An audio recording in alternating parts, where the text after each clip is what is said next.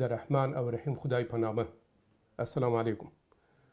ګران لیدونکو، خوشحاله یم چې ځل بیا د بل پروګرام په وړاندې کولو سره ستاسې په خدمت کې حاضرېږم.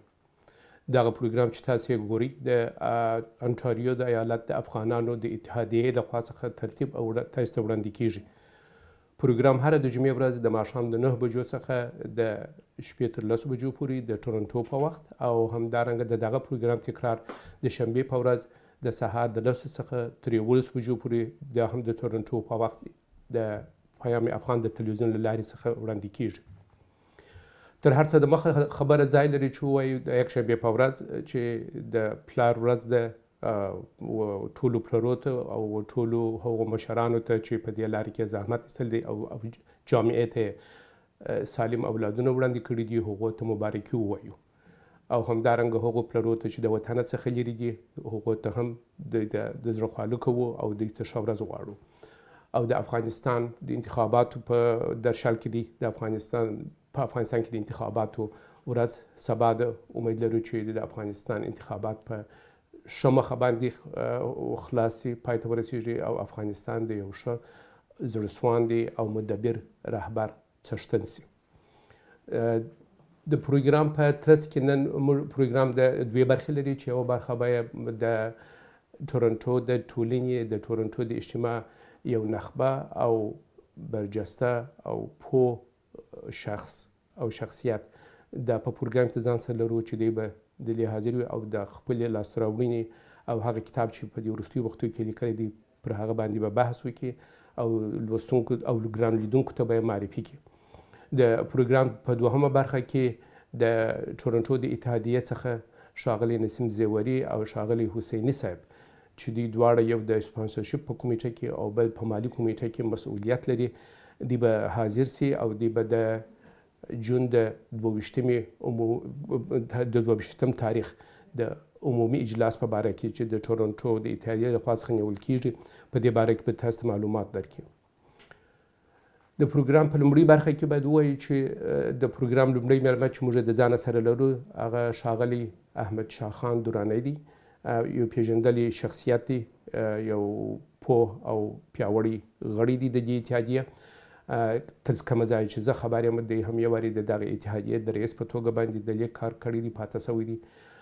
دوی خپله علمي پوهه او په خپل مسلک کې وارد سړی دی او په دې هکله باندې د لاسته راوړنې چې لري دی به یوه دقیقه وروسته به د ده سره مجلس شروع کړو، د ده سره به د زړه خواله شروع کړو او هغه کتاب چې ده لیکلی دی چې د لیډرشپ زون په نامه سره یادیږي او په دې وروستیو وختو کې د فیسبوک او نورو افغاني میډیا کې د دې په هکله باندې څه خپرونې او نشرات هم شوي دي. دوستان هم خبر دي، په دغه هکله به دی خپل بیان وکړي او کتاب به دوستانو ته معرفي کړي. څرنګه چې کتاب زیات په انګلیسي ژبه باندې لیکل شوی دی، نو دا مو بهتره وګڼله چې د کتاب ډېره برخه چې معرفي کوي په انګلیسي ژبه باندې وي. هغه خلکو ته، هغه ځوانانو ته او هغه اشخاص ته چې د کتاب علاقهمند دي، د هغو دپاره به هم دا اسانه وي چې لږ څه د کتاب مطلب په ښه ډول سره دوی وفهموي. همدارنګه په پښتو او دري به هم موږ مجلس لرو. نو راسي چې د پروګرام په شروع کې و ښاغلي دراني صاحب ته ښه راغلاست ووایو. دراني صاحب پروګرام ته ښه راغلی، هر کله راسي. جمال صاحب ډېره مننه د تاسې نه او د تاسې د پروګرام د لیدونکو نه هم ټولو ته سلامونه وایم او په عین وخت کې هغه لیدونکي چې پلرونه دي د پلار بین المللي ورځ هم ورته مبارکي وایم. Durani Sahib, as you know that we decided that we will be asking the first part of the interview in English. So let's start with this and we say why there was a need for this book, the one you were talking. If you don't mind, first, what is the name of the book, please? The name of the book is The Leadership Zone. Yes. Lessons from the front line. Yes. Okay. And I've been asked this question before also. If you go to the internet, you will find out in Google that there will be over 100,000 books on leadership. Mm-hmm. So people have asked me why another book on leadership. And my answer to them is that most of the books that are available for people, they focus on a narrow aspect of leadership. And what I wanted was to create a holistic manual that not only focuses on a small part, but on the leadership question as a whole, and give a solution that is more holistic than most of the literature that I have found. Very good. Yeah, that's good.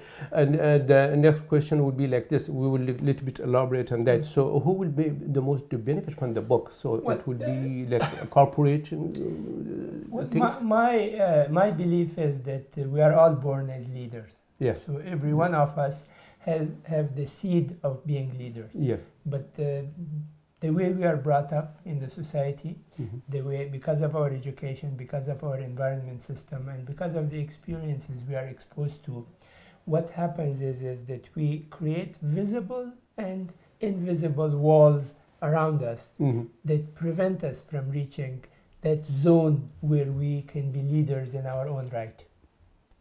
Okay, so anybody who thinks that they have not reached their peak potential will benefit from this book. Even though the primary purpose of my book is for management of corporations. Managers in various sizes of corporations will benefit from this the most. And that was the purpose of my book. However, anybody who thinks that there is some kind of deficiency in their leadership qualities as a result of the environment, as a result of their educational background, and as a result of the experiences that they had, when they read this book, they will be in a much better position. Certainly. I personally recommend it mostly for people who are new graduates, people who want to start their career and their life in the society. Then without wasting a lot of time, if they have access to this manual, they can actually set up a foundation for a strong and powerful, fulfilling life, if I might say. That's right. And the other question is, so this is a kind of book like it can be also taught at university, or in college? Yes, it can be taught, even though it is not written as an academic manual. I see, It's not written with all the minute details of who said what and how the references are and a complete bibliography. What I did was actually to make it more for people who can read it very easily. Academic books are actually boring. Yes. If I might say, okay? It's good for academics. Yes. This book is written with stories, this book is written with proverbs, this book is written with quotations from people that are inspiring. To be honest, I was going to talk about that like at the beginning of the program. So what you brought up, this is really true. And when I was reading, it was not the kind of book that it would make me tired. I just wanted to go after page after page and just to read it. Really, the way the writing, how it is written, very lovely. So there are serious elements in them, but they are written in a very simple way. So it's understandable for ordinary people. Okay. But at the same time, then there are some stories of either people or from history. And what I have done is, because of my background in architecture and because I'm a proud Afghan Canadian, I might say I'm a proud Afghan Canadian. So I have brought some stories from the Afghan folklore and have embedded them in the book. Okay? I have also interviewed, actually, for the book, I interviewed several dozen managers and executives and vice presidents of various corporations, people who train leaders, people who are actually in the trenches and they're leading organizations. I interviewed them and I have put insights of these leaders into the book. So even presidents of big corporations, when they read this book, and they get that there are, for example, 20 other leaders who have expressed their opinion on a particular leadership issue in organizational setting, they can all benefit from that. Yeah, when I was reading the book, I just come across many proverbs, like one from Rumi, which was a very good, what you put it in a very elegant way, and I like it that way. And if you don't mind, what was you can see? Well, I think let's go in more details. Sure. What I would like to do is to leave some kind of curiosity That would be for nice. the people who are listening to us, so that they will get a copy Absolutely. of the book. Okay. And at the end, I will also mention to the people who are listening that they can go to a particular website and sign up and reserve a free downloadable copy of the book. Yes. So for the digital version, they don't have to pay anything. Well, the next question will be, talking in the book about the barrier. So, what are those barriers? Okay, so in the beginning, I mentioned that when we are born, we have the seeds of leadership in us. However, because of the circumstances... This is in our gene. Yes. Yes. Because of our education system, because of the society where we're brought up, because of the experiences that we're exposed to, we kind of develop various barriers around us. Some are invisible barriers, some are visible barriers that prevent us from reaching our peak potential. In the book, I have identified 6 major barriers, okay, that in the beginning of the book. The first barrier for us is the barrier of language. If I might say that, let's say if you will go to, since we are in Canada, I will tell you an example of Tim Horton or Starbucks. If you go to a McDonald's or Tim Horton or Starbucks and you sit, get a cup of coffee and sit there, and then a group of doctors come and sit on one side, and a group of truck drivers come and sit on the other side, and you just listen to both sides. They will both be speaking English, but the English that the doctors speak is completely different than the English that the truck drivers speak. And if you put them together and they speak English, they may not understand each other's language. So because of the various culture, the subgroup of the language, because they actually speak 2 different languages, even though they're both English. Is that right? Yeah. Yeah. Okay. So as a barrier for leadership, what I'm saying is that in every population group, there is a group of people, 10 to 15% of the population, who are excellent. Yes. Whether it's in a class, whether it's in a society, whether it is in any population group, against any attribute, you will find out that 10 to 15%, 20% are excellent. All the others are average, and maybe the last 5% are very poor.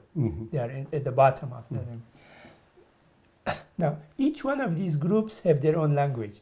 So people who are successful, people who reach their peak potential, they speak a completely different language than those people who are average. Good example. Okay, so that's for an average person who wants to go and be excellent, they have to first cross the barrier of the language. They have to learn the language of the excellent people. Now, the excellent people, there are certain expressions that is part of their language. Okay, if I start with the average people, what in the book we refer to as the language of mediocrity. Okay, these are people who all the time blame other people for their lot. They bring excuses. They always complain, and they justify their bad situation on other people, and self-righteousness. They think that they are right, but the society is wrong. Okay. In the Afghan context, this is very prevalent, okay? In Afghanistan, nobody says that they're wrong, but everybody else is wrong. That's why the society is so bad, because I'm right and everybody else is wrong.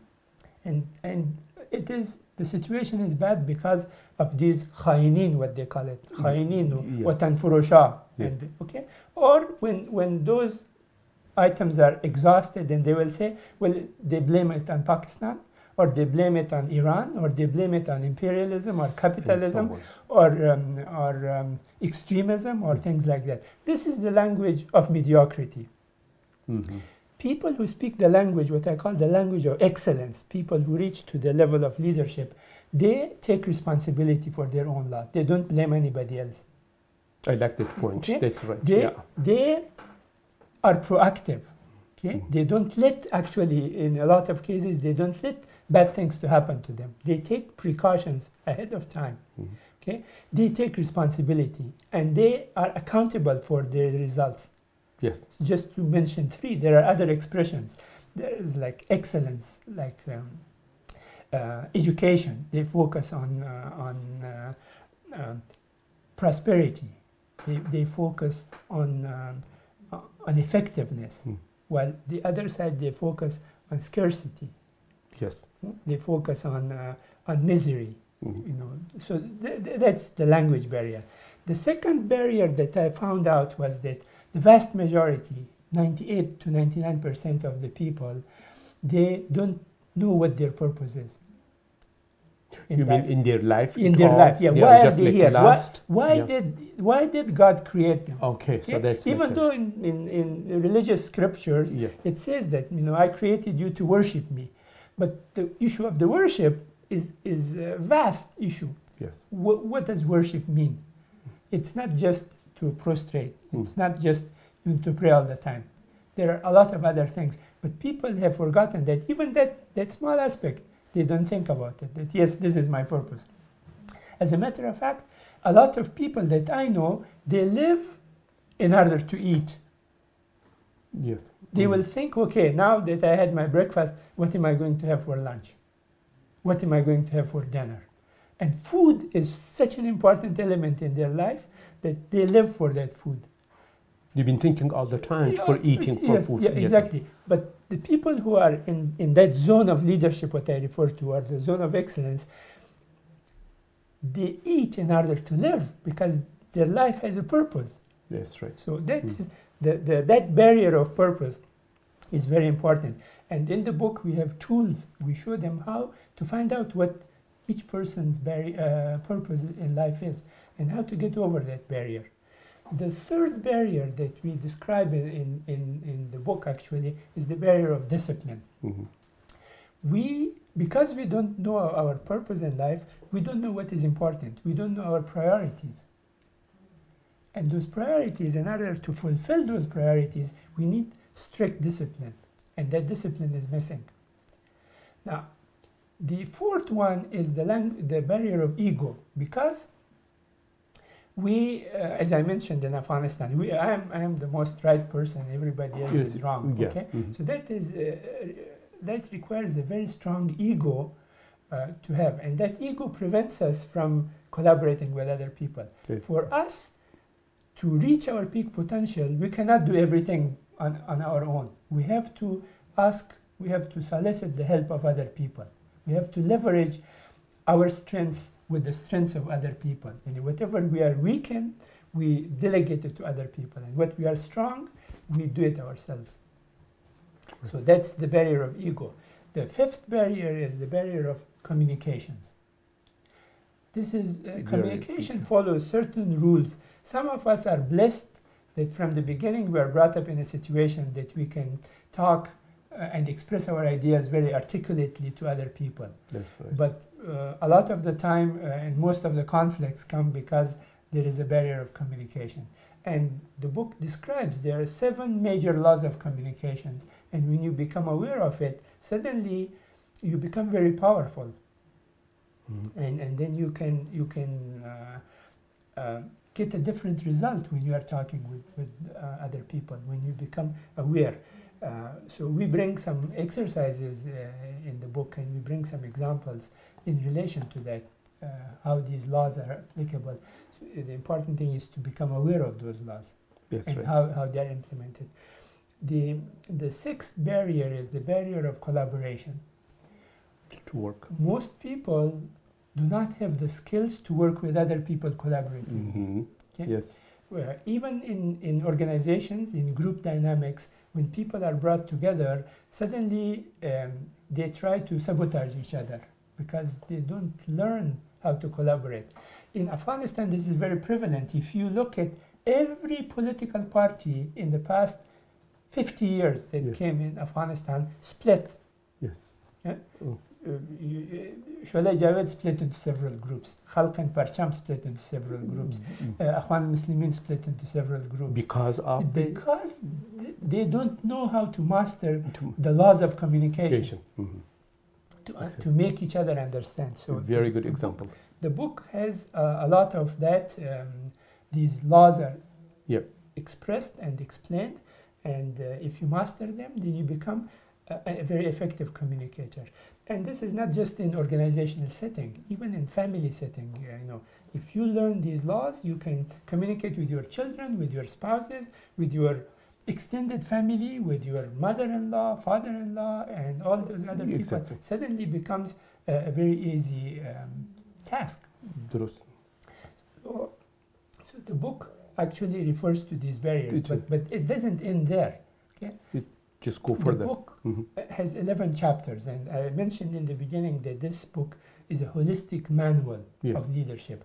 So once you overcome these barriers, suddenly you are liberated. You have tremendous power, but how do you sustain it? It's important. How do you sustain this power? Well, you learn how to apply this power in group setting, in organizations. If you want to aspire to be a leader in an organization, not a leader from the inside alone, but leader in an organization, the book describes which kind of barriers you will face there also. There are numerous barriers that in organizational setting people face. These are regulatory barriers. If I want to be a doctor or an engineer and practice as a doctor or engineer, then I need to have certain certificates, certain educational programs I have to pass before I can practice it. By law, I'm not allowed to practice unless I have that. There are barriers of industry knowledge. I come from an architectural background, but if I am working in health industry, I'm not familiar with that, so I will not be, performing at my peak potential. So, unfortunately, we Afghans, we think we know everything, and we attempt to do those things. So, but once we discover what our purpose is and what our strong points are, if we can just focus on those, our performance and our productivity will suddenly multiply many folds. Okay. Then there are barriers of gender in organizations. If you are a woman in every society, including in North America, there is a lot of systemic bias. A lot of, even if you look at the 500 Fortune 500 companies, only there are 21 CEOs that are women. All the other are male-dominated. There are barriers of race. There are barriers of caste. There are barriers. If you focus on them, they suddenly grow up. But if you become aware, but you don't give it energy, and you look beyond those barriers, suddenly they become minuscule. So the idea in the book, and very important formula that I'm using, is that whatever results that we get, whatever we have, is the result, is the outcome of the way we do things and the way we are. It's your being times your doing is your outcome. If you're not happy with your outcome in this equation, either you change the way you do things or you become a different person. That's right. Through education, through learning new experiences, through getting collaboration from other people, and all of those come together. So that formula is expressed throughout the book in many things. But let's say all of those are done, then and you work at your peak performance, you still need to maintain that. So you need to manage your health. You need to manage your finances. You need to manage stress. And all of those are explained in the book. That's why it makes the book a holistic approach to leadership. I believe, Duranai sir, well, I listened to you and I read the book. We need to come one more time and then talk to our audience about in Pashto, in Dari. This is very interesting and very useful. بینندگان محترم طوری که شنیدین و دیدین دورانی صاحب چیزی که نوشته کردن من فکر میکنم بسیار آموزنده و بسیار ضروری است حتی برای یک بعد ترجمه شود. دورانی صاحب ترجمهش چی فکر میکنه؟ وقتی کتاب فعلا در ماه آگوست از چاپ میبره و ما مد نظر دارم دو نفرم مد نظر گرفتیم که امرایشان گپ بزنیم وقتی انگلیسی از چاپ بره که امرای اونا یکش به دری ترجمه کنه و یکش به پشتو ترجمه کنه. من امرایشان همکاری میکنم دیگه مربوط به است که چقدر وقت اونا دارن چقدر انرژی مصرف میکنن و چطور میتونیم این کتاب بالاخره با دو زبان ملی افغانستان هم برای مردم افغانستان تقدیم کنیم. دوستانو زموږ د نن ورځې د پروګرام لومړۍ برخه په همدې ځای پاتې رسېږي. امید دی چې د پروګرام تر اخره راسره واوسېږئ او دلته هم پر د تلویزیون پر صفحه باندې تاسې د دراني صاحب د هغه پاته ګورئ. Anybody who is interested to know more about this book, as a matter of fact, if they go to this website, theleadershipzone31.com, they can sign up that when the digital version is ready, they will be informed. They can download it free of charge. او دا هم یو غټه لاسته راوړنه ده چې دوستان یې کولی سي د انټرنیټ له لارې څخه بې له کم مصرفه څخه ولري. ویل یې زه فکر کوم ډېر غنیمت دی او ډېر معلوماتي کتاب دی. و د هفتې د دې اونۍ پروګرام دغه لومړۍ برخه په همدې ځای پاتې رسېږي. د پروګرام تر باقي مانده برخې پورې راسره پاتې سئ. ښه هفته ولرئ او نیکمرغي مو په برخه.